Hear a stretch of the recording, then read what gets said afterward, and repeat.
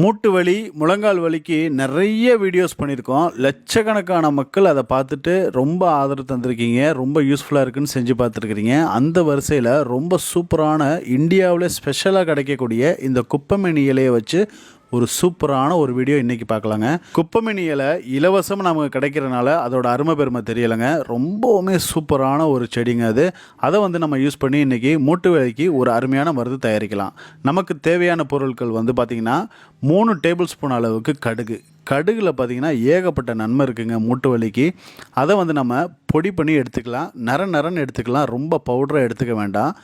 2.5 table spoon அளவுக்கு நான் கடுகோடைய அந்த பவுடரை நான் அரைச்சி எடுத்துருக்கேன். அதை நான் இப்போ சேர்த்துக்கிறேன். 3 ஸ்பூனு கடுகு அரைச்சிங்க அப்படின்னா நிறைய மிஞ்சிரும். அதை ஒரு டப்பாவில் போட்டு நம்ம ஸ்டோர் பண்ணி வச்சுக்கலாம், எப்போ வேணாலும் யூஸ் பண்ணிக்கலாம். அடுத்ததாக பார்த்திங்கன்னா இதில் 1.5 டேபிள் ஸ்பூன் அளவுக்கு மஞ்சத்தூள் சேர்த்துக்கிட்டாச்சு. அடுத்ததாக 3 கற்பூரத்தை நம்ம இதை எடுத்து இது மாதிரி கையிலேயே பொடி பண்ணி எடுத்துக்கலாங்க.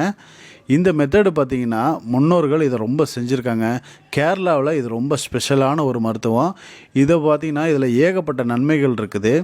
அடுத்ததாக குப்பைமேனி இலைகள் பார்த்திங்கன்னா அது கொஞ்சம் டஸ்ட் இருக்கும். அதை நம்ம ஒரு லைட்டாக தண்ணியில் அலசிட்டு இந்த மாதிரி ஒரு குழிக்கரண்டியில் வீட்டில் இருக்க கரண்டியில் எடுத்துக்கலாம்.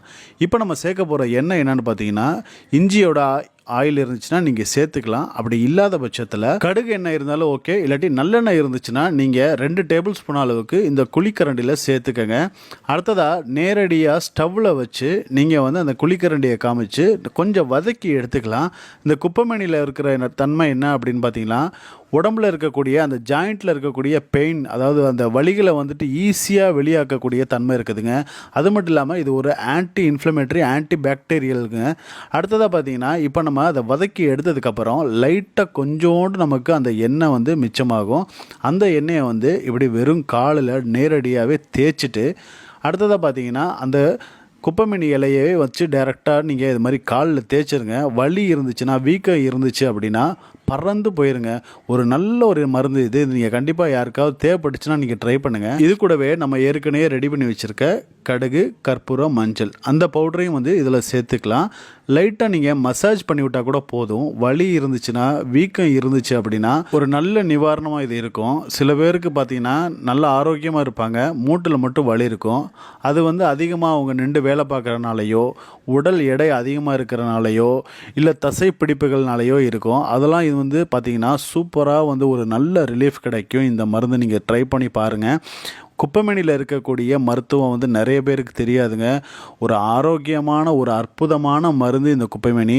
இது பார்த்திங்கன்னா நமக்கு இலவசமாக கிடைக்கிறனால அதோட அருமை பெருமை தெரியலைங்க. நல்ல மருந்து. இதை நீங்கள் வாரத்தில் 3 நாள் காலையிலையோ இல்லாட்டி இரவில் தூங்குறதுக்கு முன்னாடி நீங்கள் இதை செஞ்சுட்டு நீங்கள் படுத்தீங்க அப்படின்னா ஒரு நல்ல ரிசல்ட்டு கிடைக்கும். நம்ம எடுத்திருக்க எண்ணெய் கொஞ்சம் வெதுவெதுப்பாக இருக்கணும். அப்போ தேய்ச்சா தான் உங்களுக்கு நல்ல ரிசல்ட் கிடைக்கும். அடுத்ததாக பார்த்தீங்கன்னா இதை நம்ம தூங்குறதுக்கு முன்னாடி செஞ்சுட்டு ஒரு லைட்டாக இந்த மாதிரி ஒரு கட்டு மாதிரி போட்டு விட்ருங்க. இந்த வீடியோ உங்களுக்கு ஒரு யூஸ்ஃபுல்லான ஒரு வீடியோவாக இருக்கும். அடுத்து ஒரு இன்ட்ரெஸ்டிங்கான வீடியோவில் சந்திக்கிறேன். இந்த வீடியோ பிடிச்சிருந்துச்சுன்னா கண்டிப்பாக ஷேர் பண்ணுங்கள், லைக் பண்ணுங்கள், உங்களுடைய ஆதரவு கொடுங்க. அடுத்த ஒரு வீடியோவில் பார்க்கலாம்.